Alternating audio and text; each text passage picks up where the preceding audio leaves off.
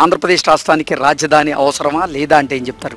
మనకు ఏదైనా ఒక రాష్ట్రానికి కావచ్చు, దేనికైనా కావచ్చు, ఒక రాజధాని, ఒక ఐకాన్ అనేది ఉండాలి. అది ప్రారంభించి మధ్యలో మళ్ళీ దాన్ని తుంచేసి భవిష్యత్ తరాలకు ఏదైతే ఉందో ఆశాజ్యోతి ఇక్కడ పేరు కోసమే కాదండి, అక్కడ ఉన్నటువంటి అభివృద్ధి ఫలాలు మళ్ళీ తర్వాత తరాలకు చేరాలంటే ఒక రాజధాని అనేది ఉండాలి. ఈ రోజు హైదరాబాద్ నిర్మాణం వల్ల, బలమైన హైదరాబాద్ తయారవడం వల్ల ఆ రాష్ట్రానికి ఏదైతే తెలంగాణ ఉందో దానికి విపరీతమైనటువంటి ఆదాయం చేకూరుతుంది. నేను ఆ వ్యూలో అయితే చెప్పగలుగుతున్నాను, ఖచ్చితంగా ఆంధ్రప్రదేశ్ కి బలమైనటువంటి రాజధాని నిర్మాణం అయితే జరగాలి. ఒకటైతే చెప్పగలండి, మనకున్న చిన్న ప్రాంతం ఇది, ఈ ప్రాంతానికి ఒక రాజధాని ఉంటేనే బాగుంటుందండి. ఈ 3 రాజధానులు అనే పద్ధతి అది పొలిటికల్ గా తీసుకున్నటువంటి నిర్ణయమే గానీ అభివృద్ధికి ఉపయోగపడేటువంటి నిర్ణయం అయితే కాదు. అయితే బాబు గారు ఏం చేయాలో అది చేస్తున్నారు. రాజధానిగా అమరావతిని నిర్మాణం తన యొక్క శక్తి సామర్థ్యాలు ఉపయోగించి, లేదంటే అతనికి ఉన్నటువంటి దూరదృష్టి, లేదంటే విదేశీ స్థాయిలో అతనికి ఉన్నటువంటి ప్రపంచ విశ్వ దృష్టి ఏదైతే ఉందో దాంతో దాని నిర్మాణాన్ని చేస్తున్నారు. ఆంధ్రప్రదేశ్ రాష్ట్రానికి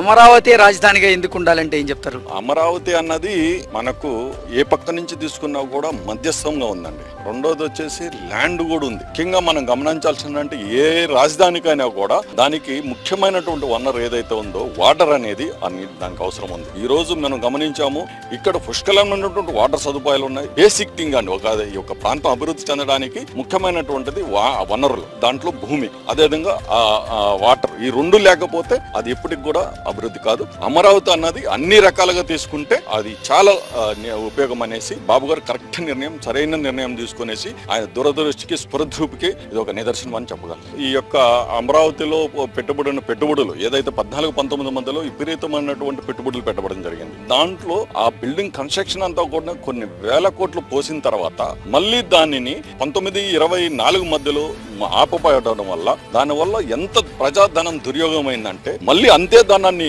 మనం వెచ్చించాల్సినటువంటి పరిస్థితి. ఇది ఆంధ్రప్రదేశ్ కి చేసినటువంటి ఒక ద్రోహంగా అయితే నేను చెప్పగలను. ఈ 19-24 మధ్య ఏదైతే రాజధాని ఆపడం జరిగి ఆ బిల్డింగ్లంతా నిర్వీర్యం చేయడం జరిగింది, ఆ ప్రజాధనం నిర్వీర్యం జరిగింది, సర్వనాశనం చేయడం జరిగిందంటే ఇది ప్రజాద్రోహం కిందకే వస్తుంది అనేది నేను చెప్పగలను.